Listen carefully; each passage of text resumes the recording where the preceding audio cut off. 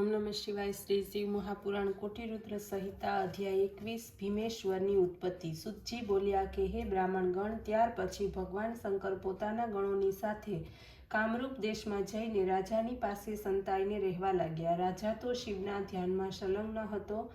आ बाजु कोઈએ जईने दानवने पण कह्युं के हे दानवराज, आपने मारवाने माटे राजा छुपी रीते કંઈક અનુષ્ઠાન વગેરે ઉપાય કરી રહ્યો છે। ત્યારે તો ભીમ ક્રોધમાં આવીને રાજાની પાસે પહોંચ્યો અને બોલ્યો, હે દુષ્ટ રાજા, તું કેવા પ્રકારના ધ્યાનમાં સંલગ્ન છે? આ ક્યાં કારણથી તું આ કરી રહ્યો છે? સાચું કહે, નહીંતર આ તલવાર મારા હાથમાં જ છે।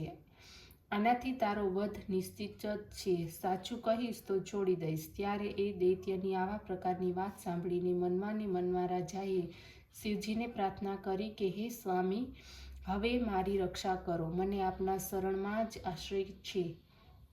આ રીતે પ્રાર્થના કરીને નિર્ભય થઈને રાજાને દાનવને ફટકારતા કહ્યું કે હે દૈત્ય, હું તો જગતની રક્ષા કરનાર શિવની આરાધના કરી રહ્યો છું। આ સાંભળીને અભિમાની ભીમે કહ્યું, નિવજ રાજા, એ શિવને હું સારી રીતે જાણું છું। જેનો આશ્રય કરીને તું મને જીતવાની ઈચ્છા રાખે છે, તે તો મારો વાળ પણ વાંકો કરી શકવાનો નથી।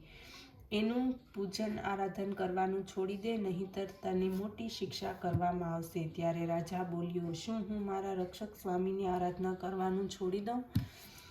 આ તો ક્યારેય પણ નહીં થાય। મને તમારો કાંઈ પણ ભય નથી। આ સાંભળીને એ દાનવે ક્રોધમાં આવીને પોતાની તલવાર શિવ નિંદા કરતા પાર્થિવ શિવલિંગ ઉપર ચલાવી। એ જ સમયે પાર્થિવ લિંગમાંથી સદાશિવ પ્રગટ થયા। એ દૈત્યને ફેંકેલી તલવારને છીનવી લઈ તોડીને ફેંકી દીધી। દૈત્યએ ફેંકેલા ત્રિશૂળના પણ પોતાના ત્રિશૂળથી સેંકડો ટુકડા કરી દીધા। એની શક્તિને પણ બાણો દ્વારા નાબૂદ કરી દીધી।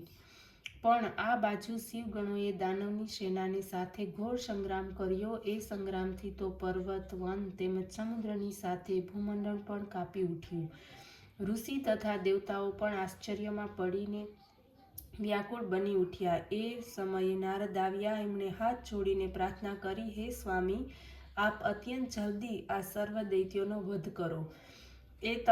ત્યારે નારદની પ્રાર્થનાથી સદાશિવે હુંકાર કર્યો। અગ્નિજ્વાળા પ્રગટ થઈ। તે જ્વાળા એક વનથી બીજા વનમાં પ્રવેશી સેનાની સાથે એ ભીમ દૈત્યનો નાશ થયો।